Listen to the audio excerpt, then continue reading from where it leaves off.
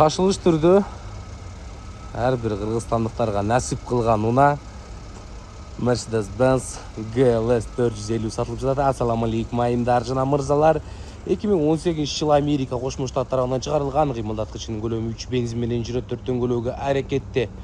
Абалы жакшы GLS 450 айгыр 7 орунду жол тандабасы ак. Иштедин көрсөтөбүз, жайкы дөңгөлөктөрдү баасын акырында айтабыз.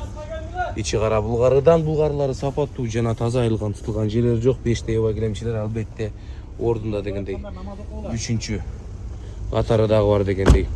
Ачкычызатча дагы болот, сокур аянчалары дагы бар.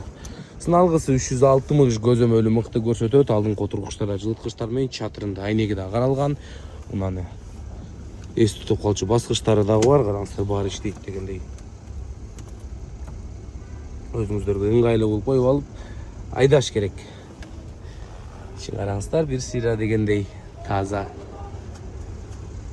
Кимге GLS 450 үй бүлөлүк 7 орунду кызык болсо, скупка баада туугандар 29.950 акш доллары. Содалашуу жолдору жок, байланыш сандар баяндама.